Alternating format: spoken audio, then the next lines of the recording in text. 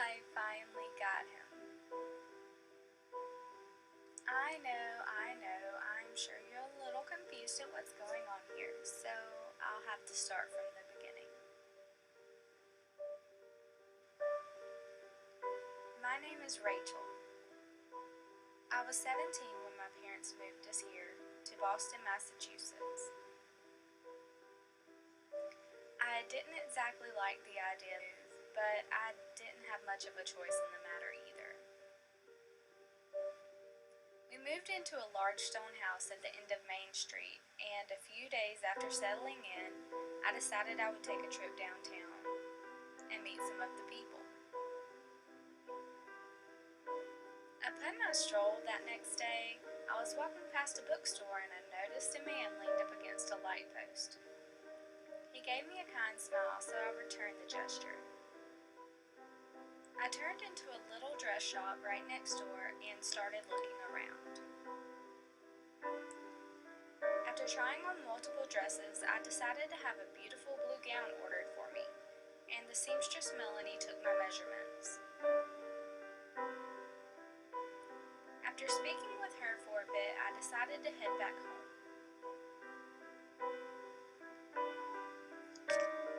As I walked back towards the house, I noticed the gentleman was still standing there next to the light post, and as I approached him, he stepped towards me and spoke. He said hello and introduced himself as Henry. He then asked if he could walk me home, and I told him sure, that would be nice. As we walked, he asked me if I was new in town, and I explained to him where I was from and why we moved. We walked and talked until we reached the front gate of my home. He then kissed my hand and told me he hoped he would see me soon.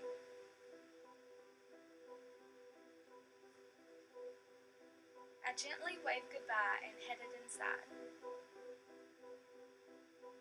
Within the next few days, I went back to the dress shop and Melanie helped me try on my dress. As I was getting everything fitted, she asked me about the gentleman who took me home the other night. I told her his name and she gasped. She grabbed my shoulders and cupped my face. She began explaining to me that the gentleman was known as Mad Henry and that he lived alone at the edge of town. She continued to explain that some of the people in the town said that he's a wicked magician who called upon powers of darkness to wreak havoc upon his neighbors. She also said some called him a mad doctor who could restore life to foul corpses from the local cemetery. By the end of her frantic explanations, I was so frightened. She told me she was about to close the shop and that she would be more than happy to drive me home to ensure he didn't bother me that evening.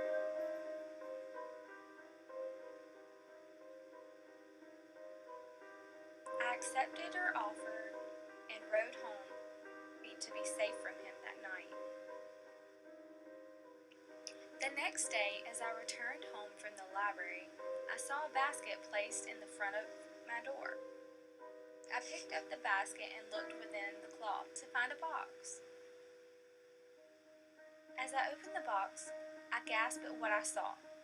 2 ruby gem earrings set inside the box. In the bottom of the basket, there was also a note that said, "Beautiful gems for a beautiful lady. Signed, yours truly, Henry." There was no way I could accept this gift. I rushed inside, tossed the earrings in my drawer, and tried to think nothing of the matter.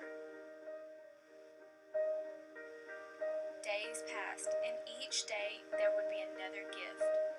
Necklaces, flowers, sun hats, silk gloves, all from Henry. Each of the gifts I stashed away in my room. I didn't understand how he could continue to send me gifts if I had made all efforts to avoid him. This was truly beginning to worry me. I spoke to Melanie about my worries with him constantly. She offered for me to stay over, but I politely declined, saying that it would be fine and he would eventually have to give up. A month later, and the gifts continued to show up. I wouldn't open the boxes any longer. I would just toss them under the bed or wherever I had room left to put them. Luckily, I had found a new guy to help distract me from my worries of Henry. His name was Geoffrey. Geoffrey had just returned home from university, and his kind eyes swept me away the day we met. It was just a week after we met, I knew that we were in love and that he was the one. We decided to run off and elope. I can only imagine that soon Henry would know of this matter and would be rather upset. Geoffrey and I returned from our elopement a week later. We had moved into his large stone house at the end of Lincoln Drive, just outside of town. We prepared for our lavish ball to celebrate our wedding with family and friends throughout the town. The evening of the ball approached, and our lovely home was lit bright. The long circular driveway was lined with cars, and the walls echoed lively with music. Father watched me, delighted that his daughter had found such happiness. The music changed from the waltz, and Father walked over and took my hand, and asked if he could dance with his dazzling bride. All of a sudden, I heard a loud clap of thunder, and it surprised everyone in the room. Lightning flashed over and over. Suddenly, the large double doors in the front of the parlor blew open, and a breeze entered the room. Guests began to double from the smell. It was horrible. I covered my mouth and nose with my hand. My father pulled me close and did the same. The scent swept through the room. It smelled of death, rotting, decaying things. My eyes opened wide with the horrific sight before me. It was Henry, standing at the door. His eyes were red with anger. Everyone moved towards the back of the room, gasping, screaming, and pointing at him. The wind blew in harder. Heavy footsteps approached, as grotesque figures of the dead came marching into the room. 2 by 2 they were. Terrified, Father and I moved back. Some of the people ran out the door, and some guests stood frozen in fear. The corpses with blue flaming eyes ran to Geoffrey and grabbed him. I cried for them not to hurt him, as my father held me tight.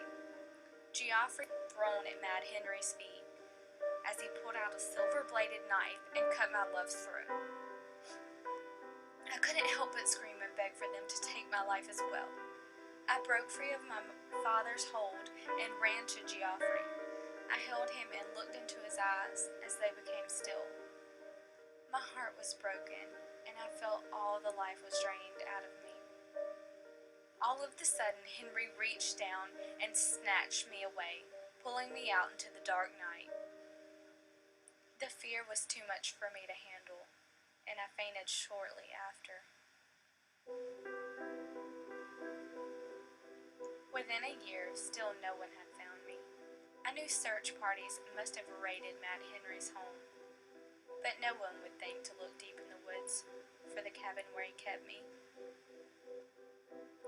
Eventually, one cold winter day, I was able to escape the cabin, as I had returned the grim favor Mad Henry had set for my lover, and I rushed home to my parents. I was so weak and frail, by the time I reached the front door, I could barely knock. I collapsed as the door slowly opened.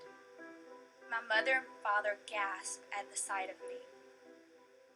I waved them a weak sign as I could no longer speak, and held up the silver knife that had once belonged to my captor. I looked at them, and they understood that I had taken his life and broke myself free. Father and mother carried me to my bed and covered me with blankets. I smiled, looking at them through the dim light of the candles. I am free, I thought, finally free, as I took in one long, last deep breath before passing away.